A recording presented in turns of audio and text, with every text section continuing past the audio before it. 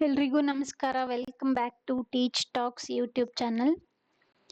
ಇಲ್ಲಿ GPSTR 2026 ಎಕ್ಸಾಮ್ನ ಭಾಗವಾಗಿ ನಿಮಗೆಲ್ಲ ಗೊತ್ತಿರೋ ಹಾಗೆ ಎಕ್ಸಾಮ್ ಕ್ವೆಶನ್ ಪೇಪರಲ್ಲಿ ವ್ಯಾಲ್ಯೂ ಎಜುಕೇಶನ್ ಕೂಡ ಇರುತ್ತೆ.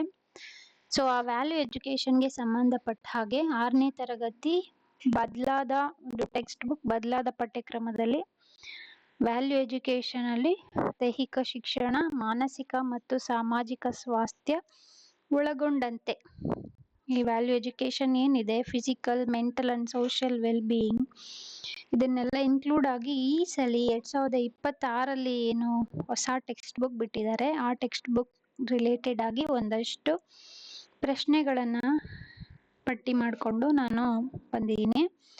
ಸೊ ಇದರಲ್ಲಿ ಮೊದಲನೇ ಟಾಪಿಕ್ ಬಂದು ರೆಸ್ಪೆಕ್ಟ್, ಗೌರವದ ಬಗ್ಗೆ ಇರುತ್ತೆ. ಸೊ ಆ ರೆಸ್ಪೆಕ್ಟ್ ಅಂಡರ್ ಅಲ್ಲಿ ನಮ್ಗೆ ಏನೇನು ಬರುತ್ತೆ, ನಮ್ಮ ಒಂದು ಮೌಲ್ಯ ಕೇಂದ್ರಿತ ತರಗತಿ ಕೊಠಡಿ ಯಾವ ಥರ ಇರಬೇಕು, ನಮ್ಮ ವ್ಯಾಲ್ಯೂ ಸೆಂಟರ್ಡ್ ಒಂದು ಕ್ಲಾಸ್ ರೂಮ್ ಹೇಗಿದೆ ಅದು ಹೇಗಿರಬೇಕು, ಆಮೇಲೆ ಎಲ್ಲ ಕೆಲಸಗಳು ಹೇಗೆ ಅಮೂಲ್ಯವಾಗಿರುತ್ತೆ, ಇದು ನಮ್ಮ ಡಿಗ್ನಿಟಿ ಆಫ್ ಲೇಬರ್ನ ತೋರಿಸುತ್ತೆ. ಆಮೇಲೆ ಒಂದು ಮಹತ್ವಾಕಾಂಕ್ಷೆ, ನನ್ನ ಮಹತ್ವಾಕಾಂಕ್ಷೆ, ಅದನ್ನ ಒಬ್ಬ ತರಗತಿಯಲ್ಲಿ ಮಕ್ಕಳು ಹೇಗೆ ಬಿಲ್ಡ್ ಮಾಡ್ಕೋಬಹುದು ಅಂತೇಳಿ ಒಂದು ಪಾಠ ಇದೆ. ಸೊ ಆ ಮೂರು ಒಂದು ಟಾಪಿಕ್ಸ್ಗೆ ಸಂಬಂಧಪಟ್ಟ ಹಾಗೆ ಒಂದಷ್ಟು ಪ್ರಶ್ನೆಗಳನ್ನ ನಾವು ಇಲ್ಲಿ ನೋಡೋದಾದ್ರೆ, ಪ್ರಶ್ನೆ ನೋಡ್ತಾ ಹೋಗೋಣ ಒಂದೊಂದೇ. ಟೆಕ್ಸ್ಟ್ ಬುಕ್ ಪೂರ್ತಿ ಓದೋಕ್ಕೆ ನಮಗೆ ಟೈಮ್ ಇಲ್ಲ ಅನ್ನೋರು, ನಾನು ಆಲ್ಮೋಸ್ಟ್ ಎಲ್ಲ ಕ್ವೆಶನ್ಸ್ನ ಇನ್ಕ್ಲೂಡ್ ಮಾಡಿಕೊಂಡು ಇಲ್ಲಿ ಪಟ್ಟಿ ಮಾಡ್ಕೊಂಡು ಬಂದಿದ್ದೀನಿ. ಸೊ ಒಂದ್ಸಲಿ ಇದನ್ನ ಗ್ಲಾನ್ಸ್ ಮಾಡ್ಕೊಂಡ್ರೆ ಸಾಕಾಗುತ್ತೆ. ಮೊದಲನೇ ಪ್ರಶ್ನೆ ನೋಡೋಣ ಬನ್ನಿ. ವಿದ್ಯಾರ್ಥಿಗಳು ತಮ್ಮ ಭಾವನೆಗಳನ್ನು ಹಂಚಿಕೊಳ್ಳುವುದರಿಂದ ಆಗುವ ಲಾಭವೇನು ಅಂತ ಇದೆ.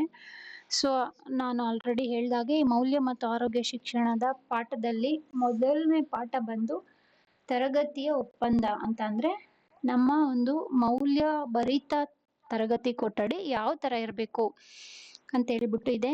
ಸೊ ಇಲ್ಲಿ ನೀವು ಒಂದೊಂದೇ ಆಪ್ಷನ್ಸ್ನ ನೋಡೋದಾದ್ರೆ, ಅವರು ಮನೆ ಕೆಲಸವನ್ನ ಬೇಗ ಮಾಡ್ತಾರೆ, ಅವರು ಶಾಂತವಾಗಿರೋಕೆ ಸಹಾಯ ಮಾಡುತ್ತೆ, ಹೆಚ್ಚು ಮಾರ್ಕ್ಸ್ ತಗೊಳ್ಳೋಕ್ಕೆ ಹೆಲ್ಪ್ ಮಾಡುತ್ತೆ, ಮತ್ತೆ ಯಾರು ಸೈಲೆಂಟ್ ಆಗಿದ್ದಾರೆ ಅಂತ ತಿಳ್ಕೊಳ್ಳೋಕೆ ಟೀಚರ್ಸ್ಗೆ ಇದು ಹೆಲ್ಪ್ ಮಾಡುತ್ತೆ ಅಂತ 3 ಆಪ್ಷನ್ ಕೊಟ್ಟಿದ್ದಾರೆ. ಸೊ ಇಲ್ಲಿ ಯಾವ್ದಪ್ಪ ಕರೆಕ್ಟ್ ಆನ್ಸರ್ ಅಂದ್ರೆ ಆಪ್ಷನ್ ಬಿ, ಇದು ಅವರು ಶಾಂತವಾಗಿರಲು, ಸಮಸ್ಯೆಗಳನ್ನ ಬಗೆಹರಿಸಲು ಮತ್ತು ಸ್ನೇಹ ಬೆಳೆಸಲು ಸಹಾಯ ಮಾಡುತ್ತೆ. ಇನ್ನು ಎರಡನೇ ಪ್ರಶ್ನೆ ಏನಪ್ಪಾ ಅಂದ್ರೆ, ವಿದ್ಯಾರ್ಥಿಗಳು ಮೌಲ್ಯಗಳ ಗೋಡೆ, ವ್ಯಾಲ್ಯೂ ವಾಲ್ ಯಾವಾಗ ನೋಡಬೇಕು ಅಂತ ಇದೆ. ಸೊ ನಮ್ಮ ಒಂದು ತರಗತಿ ಯಾವ ತರ ಇರಬೇಕು ಅಂತಂದ್ರೆ, ಆ ತರಗತಿಯಲ್ಲಿ ಒಂದು ಮೌಲ್ಯಗಳ ಗೋಡೆಯನ್ನ ಒಬ್ಬ ಟೀಚರ್ ಆಗಿ ಒಂದು ಮೌಲ್ಯಗಳ ಗೋಡೆ ಅಂತ ಏನಿದೆ ಅದನ್ನ ನಾವು ಕ್ಲಾಸ್ ರೂಮ್ ಅಲ್ಲಿ ಬಿಲ್ಡ್ ಮಾಡಬೇಕಾಗುತ್ತೆ. ಸೊ ಅದನ್ನೇನು ಆ ಟೀಚರ್ ಅದರಿಂದ ಏನು ಪ್ರಯೋಜನ ಅಂತ ಅಂದ್ರೆ, ವಿದ್ಯಾರ್ಥಿಗಳಿಗೆ ಏನೇನೆಲ್ಲ ಸಮಸ್ಯೆ ಬರುತ್ತೆ, ವಿದ್ಯಾರ್ಥಿಗಳಿಗೆ ಯಾವ ರೀತಿ ಕ್ಲಾಸ್ ರೂಮಲ್ಲಿ ಆಗಿರಲಿ ಹೊರಗಡೆ ಆಗಿರಲಿ ಏನೇನೆಲ್ಲ ಪ್ರಾಬ್ಲಮ್ಸ್ನ ಅವರು ಫೇಸ್ ಮಾಡ್ತಾರೆ, ಆ ಪ್ರಾಬ್ಲಮ್ಸ್ನ ಅವ್ರು ಹೇಗೆ ಓವರ್ಕಮ್ ಮಾಡ್ಬೋದು, ಈ ಎಲ್ಲ ಕೂಡ ವ್ಯಾಲ್ಯೂ ವಾಲ್ಸ್ ಅಲ್ಲಿ ಇರುತ್ತೆ. ಸೊ ಇದನ್ನ ಪ್ರತಿ ಸಲ ವಿದ್ಯಾರ್ಥಿಗಳಿಗೆ ಅದನ್ನ ನೋಡೋಕೆ ಪ್ರೋತ್ಸಾಹ ಮಾಡಬೇಕಾಗುತ್ತೆ. ಅದು ಯಾವಾಗ ಮಾಡಬೇಕು ಒಬ್ಬ ಟೀಚರ್ ಅಂತ ಅಂದ್ರೆ, ಅವ್ರಿಗೆ ಯಾವುದೇ ಒಂದು ಸಮಸ್ಯೆ ಬಂದಾಗ, ಯಾವುದೇ ಸಮಸ್ಯೆ class room in and out ಏನು ಸಮಸ್ಯೆ ಬಂದ್ರೂ ಮಕ್ಕಳಿಗೆ ನಾವು ಈ ವ್ಯಾಲ್ಯೂ ವಾಲ್ಸ್ನ ನೋಡಿ ಅಂತ ಹೇಳಿ ಪ್ರೋತ್ಸಾಹ ಮಾಡಬೇಕಾಗುತ್ತೆ. ಇನ್ನು ಶಿಕ್ಷಕರು ದಯೆಯ ಪೆಟ್ಟಿಗೆ, ಇದು ಕೂಡ ಒಂದು ವ್ಯಾಲ್ಯೂ ಸೆಂಟರ್ಡ್ ಕ್ಲಾಸ್ ರೂಮ್ನ ಲಕ್ಷಣ. ಏನಪ್ಪಾ ಅಂದ್ರೆ, ಒಂದು ಈಚ್ ಕ್ಲಾಸ್ ರೂಮಲ್ಲಿ ದಯೆ ಪೆಟ್ಟಿಗೆ, ಕೈಂಡ್ನೆಸ್ ಜಾರ್, ಅದನ್ನ ಕೂಡ ನಾವು ಇಟ್ಟಿರ್ಬೇಕಾಗುತ್ತೆ. ಸೊ ಅದರಲ್ಲಿ ಒಂದಷ್ಟು ಪತ್ರಗಳನ್ನ ತರಗತಿಯಲ್ಲಿ ಓದುತ್ತಾರೆ. ಈ ಕೈಂಡ್ನೆಸ್ ಜಾರ್ ಒಂದು ಏನಿದೆ ದಯೆಯ ಪೆಟ್ಟಿಗೆ, ಇದರಲ್ಲಿ ಒಂದಷ್ಟು ಪತ್ರಗಳನ್ನ ಟೀಚರ್ಸ್ ಇಟ್ಟಿರ್ಬೇಕು. ಏನ್ ಪತ್ರ ಅಂತಂದ್ರೆ, ಈಗ ಫಾರ್ ಎಕ್ಸಾಂಪಲ್ ಯಾರೋ ಒಂದು ಬಸ್ ಇರುತ್ತೆ, ರಶ್ ಇರುತ್ತೆ, ಆ ರಶ್ ಇರುವಂತಹ ಬಸ್ಸಲ್ಲಿ ಈಗಿನ ಜನರೇಷನ್ ಮಕ್ಳು ಏನ್ ಮಾಡ್ತಾರೆ, ಫೋನ್ ತೆಗೆದು ಅದ್ರಲ್ಲಿ ಮುಳುಗೋದ್ರಂದ್ರೆ ಯಾರು ಬಂದಿದ್ದಾರೆ, ಯಾರು ನಿಂತಿದ್ದಾರೆ, ಯಾರು ಕೂತಿದ್ದಾರೆ ಏನು ನೋಡಲ್ಲ. ಸೊ ಈ ತರ ಯಾರಾದ್ರೂ ವಯಸ್ಸಾಗಿರೋರು, ಗರ್ಭಿಣಿಯರು ಅಥವಾ ಅನಾರೋಗ್ಯ ಪೀಡಿತರು ಬಂದ್ರೆ ಎದ್ದು ಅವ್ರಿಗೆ ಸೀಟ್ ಬಿಡೋಣ ಅನ್ನೋಷ್ಟು ಮೌಲ್ಯಗಳು ಅವರಲ್ಲಿ ನಾವು ಬೆಳೆಸ್ಬೇಕಾಗತ್ತೆ. ಇದು ಬೆಳೆಸ್ಬೇಕು ಅಂದ್ರೆ ಶಾಲೆಯಲ್ಲಿ ಒಂದು ದಯೆಯ ಪೆಟ್ಟಿಗೆಯನ್ನ ತೆರೆದಿರ್ಬೇಕಾಗತ್ತೆ. ಸೊ ಆ ದಯೆಯ ಪೆಟ್ಟಿಗೆಯನ್ನ ಎಷ್ಟರಲ್ಲಿ ಓದ್ಬೇಕು? ಪ್ರತಿ 15 ದಿನಗಳಿಗೊಮ್ಮೆ. ಅಂದ್ರೆ ದಿನಾ ಓದೋದು ಬೇಕಾಗಿಲ್ಲ. 15 ದಿನಕ್ಕೆ ಒಂದ್ಸಲಿನಾದ್ರೂ ಆ ದಯೆಯ ಪೆಟ್ಟಿಗೆ ಏನಿದೆ ಅದನ್ನ ಓಪನ್ ಮಾಡಿ ಅದರಲ್ಲಿರುವಂತಹ ಪತ್ರಗಳನ್ನ ತರಗತಿಯಲ್ಲಿ ಓದೋದ್ರಿಂದ ಮಕ್ಕಳಲ್ಲಿ ಒಂದಷ್ಟು ವ್ಯಾಲ್ಯೂಸ್ ಅನ್ನ ಬೆಳೆಸ್ಬೋದು ಅಂತ ಹೇಳಿ ಈ ಒಂದು ಇದರದ್ದು ದಯೆಯ ಪೆಟ್ಟಿಗೆಯ ಒಂದು ಉದ್ದೇಶ ಆಗಿರುತ್ತೆ. ಸೊ ಮುಂದಿನ ಪ್ರಶ್ನೆನ ನೋಡೋದಾದ್ರೆ, ವಿದ್ಯಾರ್ಥಿಗಳು ತಮ್ಮ ಫೋಟೋ ಮತ್ತು ತಮಗೆ ಇಷ್ಟವಾದ ವಿದ್ಯಾರ್ಥಿಗಳು ತಮ್ಮ ಹೆಸರು, ಫೋಟೋ ಮತ್ತು ತಮಗೆ ಇಷ್ಟವಾದ ವಿಷಯಗಳನ್ನ ಹಂಚಿಕೊಳ್ಳಲು ಇರುವಂತಹ ಜಾಗ ಯಾವುದಪ್ಪ ಅಂತಂದ್ರೆ ಸಾಮರ್ಥ್ಯಗಳ ಗೋಡೆ, ಕೃತಜ್ಞತಾ ಗೋಡೆ, ಗುರುತಿನ ಮೂಲೆ ಮತ್ತೆ ದೃಢೀಕರಣ ಕೇಂದ್ರ. ಸೊ ಇದರಲ್ಲಿ ಕರೆಕ್ಟ್ ಆಗಿರುವಂತ ಆಪ್ಷನ್ ಬಂದು ಯಾವ್ದಂದ್ರೆ ಆಪ್ಷನ್ ಸಿ ಕರೆಕ್ಟ್ ಆಗಿರುವಂತ ಉತ್ತರ ಆಗಿರತ್ತೆ. ಇನ್ನು ದೃಢೀಕರಣ ಕೇಂದ್ರ, ಅಫರ್ಮೇಷನ್ ಸ್ಟೇಷನ್ ಮುಖ್ಯ ಉದ್ದೇಶ ಏನು? ಏನಕ್ಕೆ ನಮ್ಗೆ ಈ ದೃಢೀಕರಣ ಕೇಂದ್ರ ಅನ್ನೋದು ಇರಬೇಕು? ಅದರ ಉದ್ದೇಶ ಏನಪ್ಪಾ ಅಂದ್ರೆ ಸ್ನೇಹಿತರಿಗೆ ಮತ್ತು ಶಿಕ್ಷಕರಿಗೆ ಧನ್ಯವಾದ ಪತ್ರಗಳನ್ನ ಬರೆಯೋದಕ್ಕೆ, ನಾನು ಬುದ್ಧಿವಂತ ಎಂಬ ಸಕಾರಾತ್ಮಕ ಮಾತುಗಳನ್ನ ಓದಿ ಆತ್ಮವಿಶ್ವಾಸ ಬೆಳೆಸ್ಕೊಳ್ಳೋದಕ್ಕೆ, ಹಾಜರಿ ಹಾಕಕ್ಕೆ ಮತ್ತೆ ನಿಯಮ ನೆನ್ಪಿಟ್ಕೊಳ್ಳಕ್ಕೆ.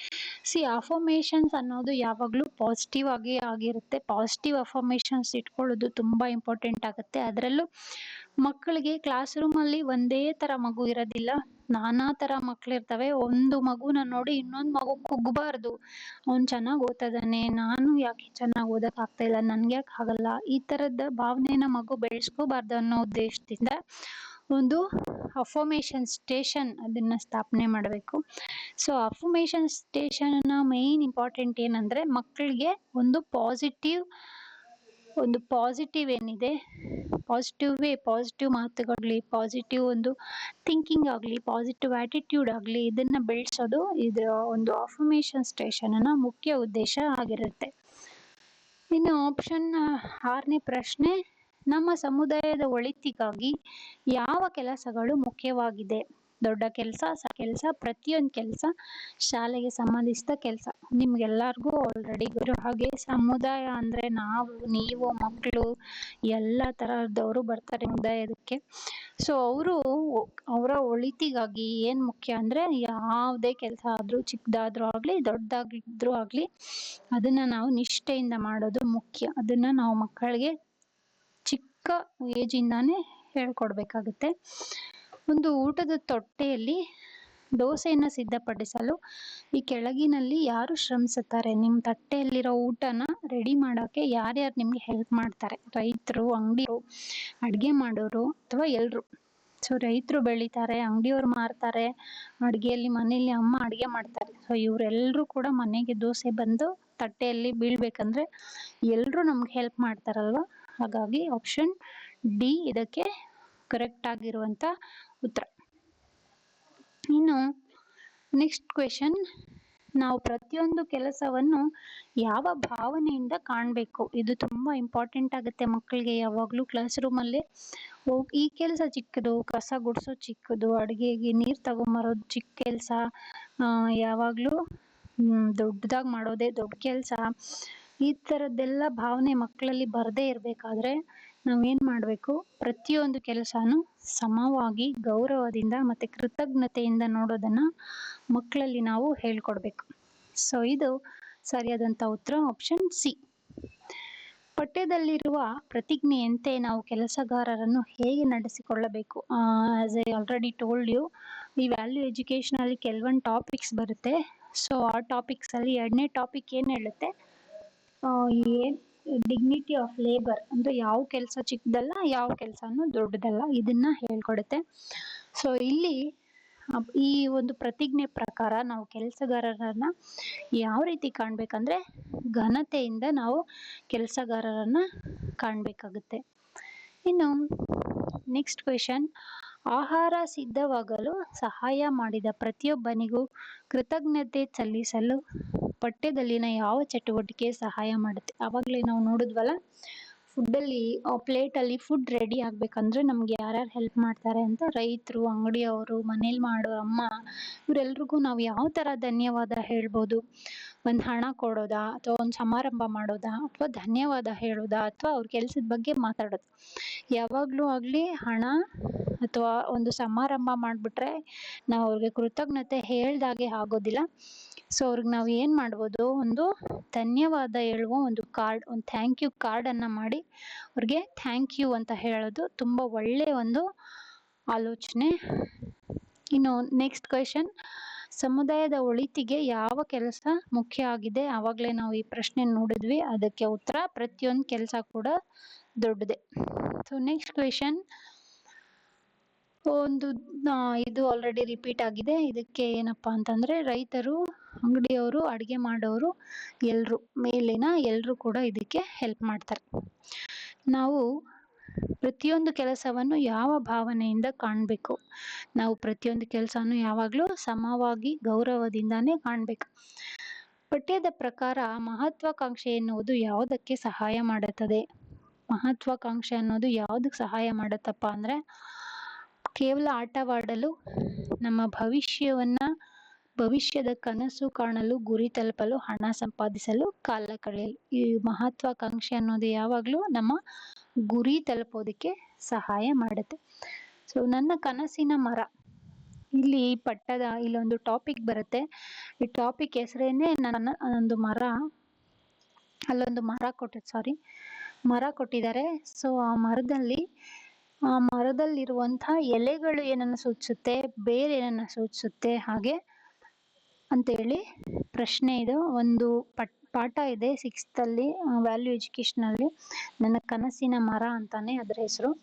ಸೊ ಕನಸಿನ ಮರದಲ್ಲಿ ಯಾವಾಗಲೂ ಎಲೆಗಳು ಏನನ್ನ ಸೂಚಿಸುತ್ತೆ, ಹಾಗೆ ಬೇರುಗಳು ಏನನ್ನ ಸೂಚಿಸುತ್ತೆ. ಎಲೆಗಳು ಏನನ್ನ ಸೂಚಿಸುತ್ತಪ್ಪ ಅಂದ್ರೆ, ಇಲ್ಲಿ ನನ್ನ ಗುರಿಗಳು, ಎಲೆಗಳು ಬಂದು ನನ್ನ ಗುರಿಗಳನ್ನ ಸೂಚಿಸುತ್ತೆ. ಹಾಗೆ ರೂಟ್ಸ್, ಬೇರು ಬಂದು ಏನನ್ನು ಸೂಚಿಸುತ್ತೆ ಅಂದ್ರೆ ನನ್ನ ಸಾಮರ್ಥ್ಯಗಳನ್ನ ಸೂಚಿಸುತ್ತೆ. ಕಠಿಣ ಸಂದರ್ಭಗಳು ಎದುರಾದಾಗ ನಮ್ಮನ್ನು ಮತ್ತಷ್ಟು ಬಲಶಾಲಿಯನ್ನಾಗಿ ಮಾಡೋದು ಯಾವುದು? ಕಠಿಣ ಸಂದರ್ಭ ಎದುರಾದಾಗ ನಮ್ಮನ್ನ ಇನ್ನಷ್ಟು ಬಲಶಾಲಿಯಾಗಿ ಯಾವುದು ಮಾಡುತ್ತೆ ಅಂದ್ರೆ, ನಮ್ಮ ಮೇಲೆ ನಮಗೆ ಇರುವಂತಹ ನಂಬಿಕೆ.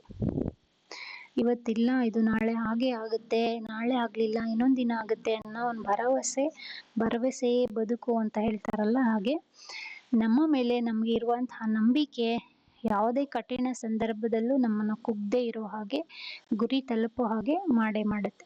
ಸೊ ಇದಿಷ್ಟು 6ನೇ ತರಗತಿಯ ಮೌಲ್ಯ ಶಿಕ್ಷಣಕ್ಕೆ ಟಾಪಿಕ್ 1ಗೆ ಸಂಬಂಧಪಟ್ಟ ಹಾಗೆ ಪ್ರಶ್ನೆ. ಎಲ್ರೂ ಚೆನ್ನಾಗಿ ಪ್ರಿಪೇರ್ ಆಗ್ತಾ ಇದ್ದೀರಾ ಅಂತ ಭಾವಿಸ್ತೀನಿ. ಇದೇ ಥರ ಇನ್ನೂ ಬೇರೆ ಬೇರೆ ಟಾಪಿಕ್ನ ತಗೊಂಡು ಕ್ವೆಶನ್ಸ್ನ ಮಾಡೋಕ್ಕೆ ನಾನು ಟ್ರೈ ಮಾಡ್ತೀನಿ. ಯಾರೆಲ್ಲ ಸಬ್ಸ್ಕ್ರೈಬ್ ಮಾಡಿಲ್ಲ ದಯವಿಟ್ಟು ಸಬ್ಸ್ಕ್ರೈಬ್ ಮಾಡ್ಕೊಳ್ಳಿ. ವಿಡಿಯೋ ಇಷ್ಟ ಆದರೆ ಲೈಕ್ ಮಾಡಿ ಹಾಗೆ ಶೇರ್ ಮಾಡಿ. Thank you.